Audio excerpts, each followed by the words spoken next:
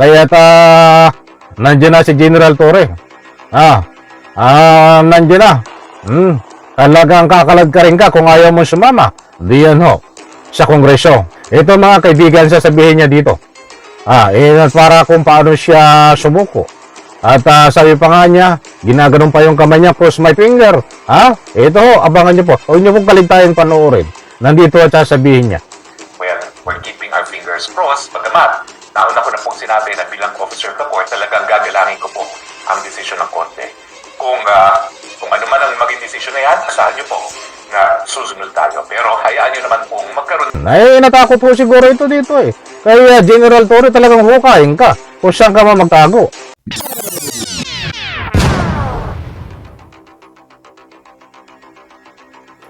Alright, welcome back to my YouTube channel. I'm Andy's Vlog.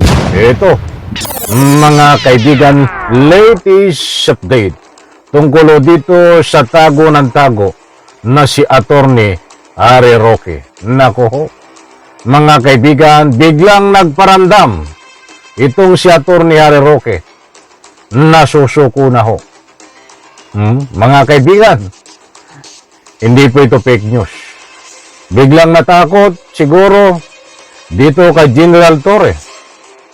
Ito yung si Attorney Harry Roque. Kaya't ngayong araw po na ito,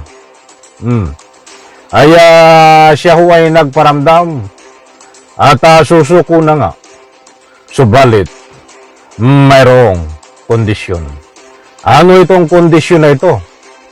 Para nang sa ganun ay tuluyan ng sumuko itong si Attorney Harry Roque. Huwag po kayong alis, ibabahagi ko po sa inyo itong pagparamdam ni Attorney Harry Roque. Inaanyayaan ko po kayo kung pwede lang panuorin, unawain, pakinggan itong mainit-init pa na binitawan na pagpaparamdam, biglang pagparamdam nitong si Attorney Harry Roque upang sumuko na may kalakip na kondisyon. Alam ko natakot ka na kaya General Torre dahil kahit saan ka magtago, Attorney Harry Roque, ay huhukayin ka ni General Torre. Kita nyo si Kibuloy, hinukay kahit sa kailalim-laliman ng loob ng tunnel. Datapuat ay biglang lumitaw. Baka naiinitan na doon sa loob ng tunnel. Ikaw ba ay naiinitan na din? Wala ka na bang malusutan dyan din sa loob ng tunnel? Attorney Harry Roque, na iyong pinagtataguan. That's why ngayon ay nagparamdam ka. Nasusuko na? Diyos mio, mabagin. Damage well done. Alam niyo na ang gusto kong ipunto dito. Mga mahal kong taga-subaybay. Ito, ibabahagi ko po sa inyo itong pagparamdam ni Attorney Harry Roque. Panoorin po natin, pakinggan. Unang-una po, na balita ngayong araw na ito na yung petition ng aking anak para sa writ of amparo, certiorari at prohibition, yung writ for amparo ay nabasura daw ng Korte Suprema. Tama ho, Attorney Harry Roque, nabasura ho itong mga petisyon nyo. Binasura ng Korte Suprema. Kaya nandiyan na si General Torre. Nandiyan na. Talagang kakalag ka rin ka kung ayaw mo sumama. Diyan ho, sa Kongreso. Pero binigyan po ng 10 araw naman ang Kongreso para sagutin yung petition for certiorari at prohibition. Yung nagbabawal doon sa aking hinihiling na ipabawal nga yung pagpapatuloy na investigasyon na sinasabi kong hindi na in aid of legislation at yung pagpuproduce ng mga dokumento na hinihingi sa akin. Well, siyempre po, bilang isang abogado, bilang isang officer of the court, ginagalang ko po yung pagbabasura ng Korte Suprema sa writ of amparo. Ginagalang daw ni Attorney Harry Roque itong pagbasura ng petisyon niya dito sa writ of amparo. Abay, parang matagal mo na sinasabi yun eh. Hindi ka pa nakukontempt ng Quad Committee. Hindi ka pa ini-issuehan ng warrant of arrest. Ay matagal mo nang sinasabi yan. tuwing harap ka sa social media na ginagalang mo ang anumang sabihin ng korte. Ha? Kung ginagalang mo, hindi lang korte ang igalang mo. That's why itong in-issue na warrant of arrest ng Quad Committee, dapat igalang mo. At hindi ka dapat may-issuehan ng warrant of arrest ng Quad Committee. At hindi ka rin makukontempt kung sinasapuso mo.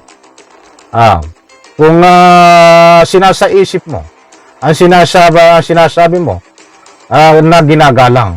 That's why hindi mo ginalang ang Quad Committee.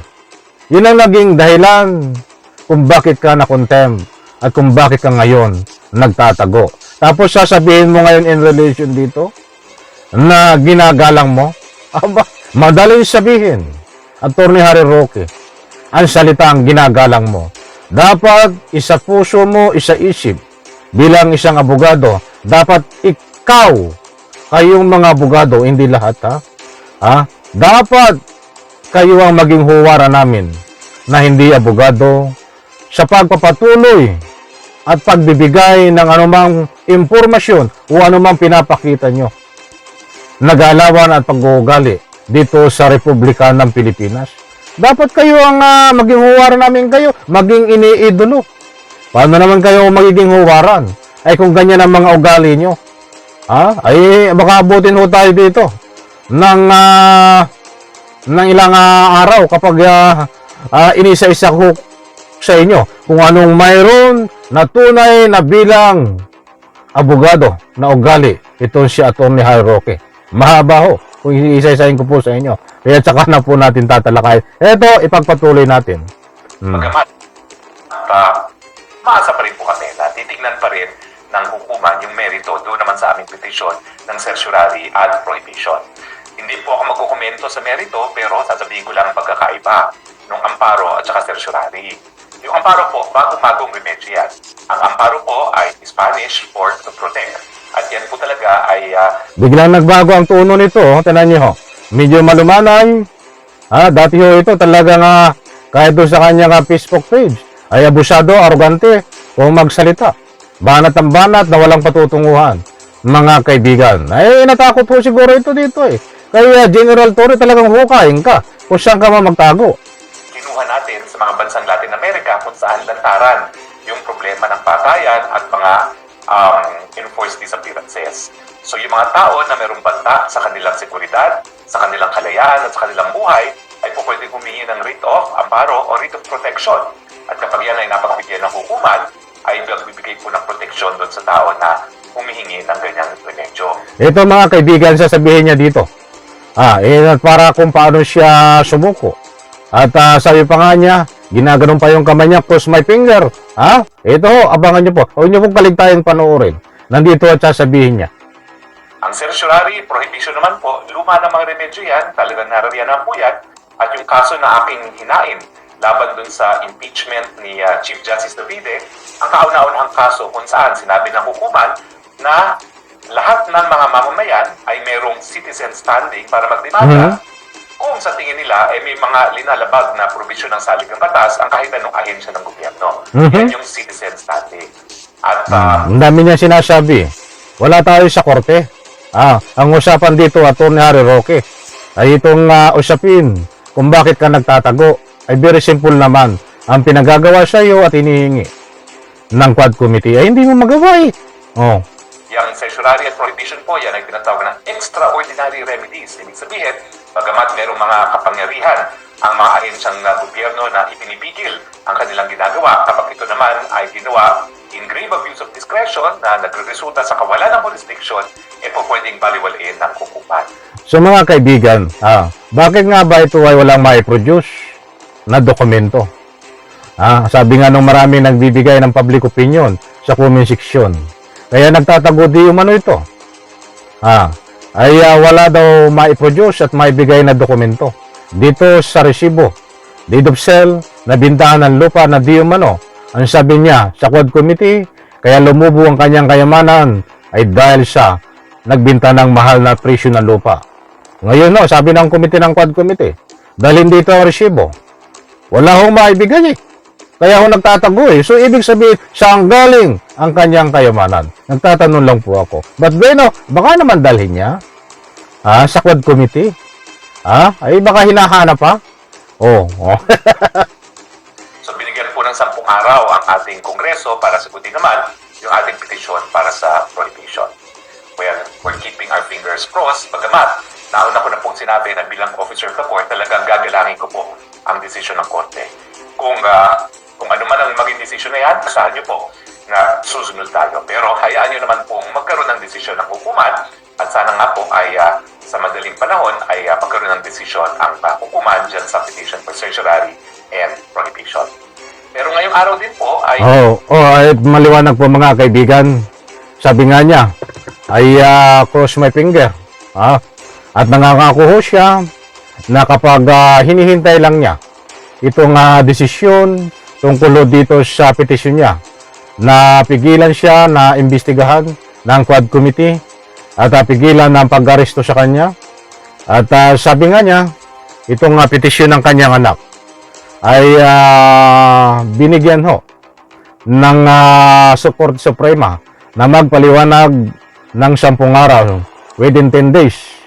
Kailangan maipaliwanag ng Quad Committee kung ano ang mga dahilan. Basta magpapaliwanag ang Quad Committee at saka magdidesisyon itong Korte Suprema ho. Sabi nga niya, nangako siya, ginaganyan pa ang mga finger niya na nagpapahiwatig ho. Ibig sabihin noon ay igagalang niya ang desisyon ng hukuman kung ano ang maging desisyon. So kung ang desisyon noon ng hukuman ay arestuhin siya, ay magpapa-aresto siya at pwede rin siyang sumuko. Ayun ho, dito sa kanyang pagpaparamdam. Maliwanag po doon, mga mahal kong taga-subaybay. So abangan po natin, mga kaibigan, kung tuto pa rin niya ito. Kung tuto pa rin niya itong mga paganong-ganon ng finger niya. Cross my finger. Na iniintay niya lang ang desisyon ng Korte Suprema dito sa 10 days na hinihintay na pagpapaliwanag ng Quad Committee tungkol dito sa napayan niyang motion. So, kabang-abang ito, mga mahal kong taga-subaybay. Dahil nagpapahiwatig po siya kung hindi siya papanigan ng korte. At ipapa-aresto siya ng tuluyan, ay igagalang daw po niya. So, ibig sabihin, kung igagalang niya, ay susuko na siya. Siyempre, igagalang, di ba? Nakapasok dun yun. Alam nga namang hindi ka sumuko, so wala ang paggalang doon. Ay, abangan po natin mga mahal kong taga-subaybay. Kung tuto pa rin niya itong mga paganong-ganong finger niya na nagpapahiwatig according dito sa kanyang mga pangako, ay igagalang niya ang desisyon at hintahin ang desisyon nitong Korte Suprema, mga kaibigan. Sige, wag na natin hintayin sumuko ho ito. PNP General Torre, kung sa lalong madaling panahon ay arestuhin ho ito para na mabigyan ng sample. Dahil ito ho ay baka ngayon lang nagbabait-baitan. Baka bukas pagising ho nito ay nandiyan na naman ang panaybanat ng walang batayan. Kaya sa mga kinaukulan no, katulad ng nasabi nyo, kayo ay patuloy na paghunting dito. Patuloy ang paghanap. Kung matatagpuan nyo po as soon as possible, huwag nyo na pong intayin na sumuko ho ito. Ito ho, kung maaresto nyo sa lalong madaling panahon, arestuhin nyo po para mabigyan ng sampon. Maraming salamat, pagpalain po tayo lahat. Sabay-sabay po nating i-like ang video na ito. Diyan ho, sa comment section, inanyayan ko po kayo magbigay ng anumang public opinion. Bye-bye. Palakpakan.